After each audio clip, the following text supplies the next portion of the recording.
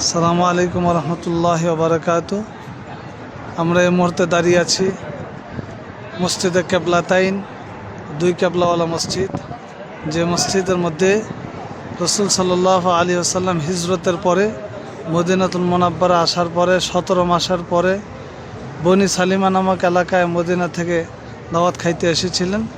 তখন জোহর কিংবা আসর নামাজের সময় এই কেবলা পরিবর্তনের জন্য আল্লাহ পাক নির্দেশ করে আয়াত নাজিল করেছিলেন, কদ নারা তাকাল্লুবা ওয়াজহিকা ফিস সামাই ফালানুওয়াল্লিয়ান্নাকা কিবলাতান তারদাহা ফাওয়াল্লি ওয়াজহাকা শাতরাল মাসজিদুল হারাম।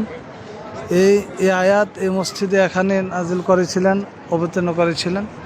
আল্লাহ পাক বলেছেন যে রাসূল, আপনাকে আমি আসমানের দিকে বারবার তাকাতে দেখছি, আপনি যে আকাঙ্ক্ষা নিয়ে আছেন আপনাকে নির্দেশ দেওয়া হইল সে আকাঙ্ক্ষা বাস্তবায়ন করুন, তথা বাইতুল মুকাদ্দাস থেকে মুখ ঘুরিয়ে আপনি কাবা শরীফের দিকে ফিরে বাকি নামাজ সমাপ্ত করুন।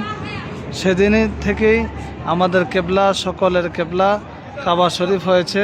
পূর্বে আদম আলাইহিসসালাতু ওয়াসসালাম থেকে নিয়ে এই নবী পাক সাল্লাল্লাহু আলাইহি ওয়াসাল্লামের হিজরত পর্যন্ত সকল নবীদের কেবলা ছিল বাইতুল মুকাদ্দাস। আমার নবী পাক সাল্লাল্লাহু আলাইহি ওয়াসাল্লাম হিজরত করার পরে মদিনাতুল মুনাব্বারা এই মসজিদের মধ্যেই কেবলা পরিবর্তন আল্লাহ পাক করে দিয়েছিলেন। এই জন্য এই মসজিদের নাম মসজিদে কেবলাতাইন। আলহামদুলিল্লাহ।